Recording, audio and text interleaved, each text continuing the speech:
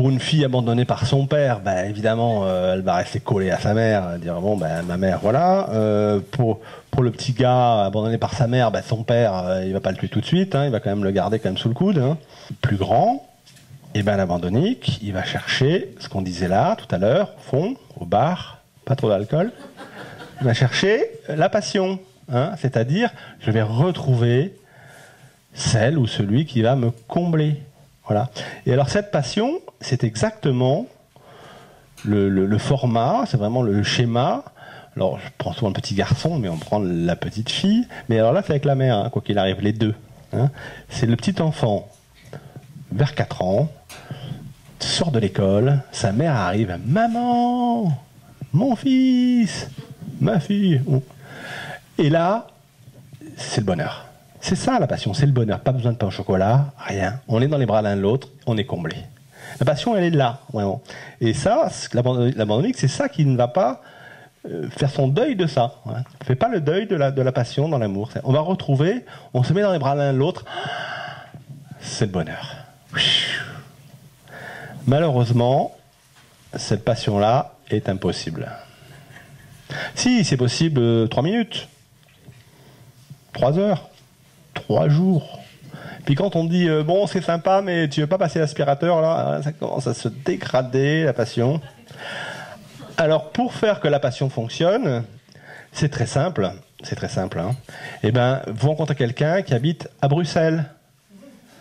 Alors là c'est bon parce que si on était ensemble, ça serait le bonheur. Mais comme il y en a un qui est à Bruxelles et moi là, on n'y arrive pas, donc on se voit. Extraordinaire, et puis on va se quitter, oh, dramatique. Et hop. Par exemple, Roméo et Juliette, hein, il y a de la passion que parce que les familles sont opposées. Si les familles ne sont pas opposées, il n'y a pas de passion.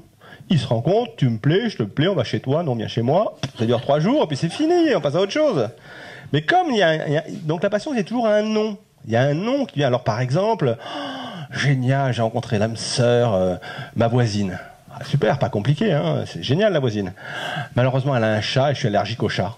Ah ben là, on peut construire une passion. Voilà, j'aimerais bien aller te voir, mais je ne peux pas, le chat, tu comprends.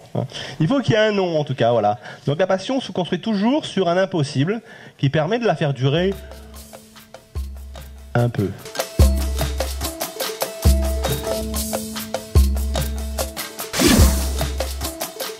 Parce que c'est impossible, parce que la passion, elle pense que l'autre a apporté le bonheur. Et il y a toujours un moment assez rapide où on s'aperçoit que l'autre est dans l'incapacité de nous apporter le bonheur. Alors, il nous apporte des choses sympas, hein, je dis pas, mais pas tout. C'est-à-dire qu'on a rencontré l'autre, c'est génial, mais ça manque toujours. En général, c'est là qu'on commence par construire la maison, et puis après on fait des enfants, puis après on fait ce qu'on veut, quoi. La passion, c'est juste le truc, en finale, la passion. Ce qui fait l'histoire, c'est de dire, c'est là, mais ça ne peut plus être là. C'est le truc. Et alors l'abandonnique, il marche complètement comme ça, c'est-à-dire que il faut séduire tout le temps. Il n'y a pas de moment creux. Il faut tout le temps que ça soit merveilleux, magnifique. Donc c'est un challenge incroyable, voilà, épuisant. Hein.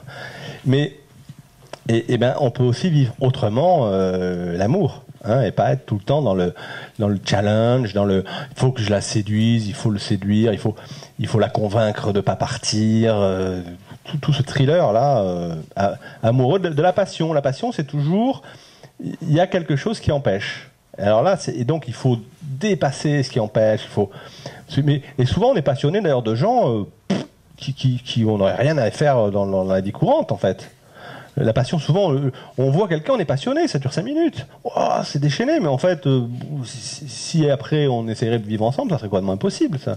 Il y aurait très peu de choses qui fonctionnent.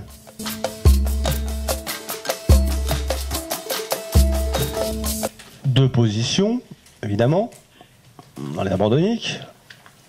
Alors, en général, j'appelle la première position la plus archaïque, hein, celui qui abandonne. Alors, celui qui abandonne, en général, le truc, c'est de dire, ça commence à devenir sérieux, vaut mieux que je me barre. Voilà. La phrase, elle est bonne, en général, je la reprenais tout à l'heure, c'est de dire, oh là là là là, ça commence à bien se passer, ça se passe bien entre nous, il faut mieux se tirer. Parce que plus ça se passe bien, plus on prend un risque d'être abandonné. C'est pas bon, ça. Donc, la première, ça s'appelle ça position de la structure abandonnique, c'est de dire, je me casse. Ça se passe bien, je me tire. Donc, il y a des phrases que j'aime bien, quand truc d'abandonnique, c'est par exemple, couchons ensemble en toute amitié. Ça, les abandonniques, ils adorent. Voilà, parce que là, il n'y a pas de risque, hein. Alors le deuxième, j'appelle ça la position 2, parce qu'en fait, on passe par la position 1, en général, on ne veut pas souffrir, et ensuite, on passe à la position 2, c'est-à-dire qu'on commence à faire sortir sa douleur. Hein. Et donc, cette douleur refoulée qu'on n'a jamais vécue, en fin de compte, au départ, de l'abandon, eh ben, on va la remettre, là, sur les passions impossibles. Alors là, on rencontre quelqu'un, ça dure 3 jours, 3e jour, la personne s'en va, et là, on est coupé en deux, quoi. Coupé en deux, le monde est désert, je me suis éclaté contre un mur. Quoi. Voilà, c'est la souffrance totale. Bon. Alors, l'avantage de la deuxième, c'est que d'abord, il fait ressortir sa douleur. Ça, pour un psy, c'est intéressant, parce qu'il dit, vous allez souffrir chez un psy, mais pas plus, finalement, que quand quelqu'un vous quitte.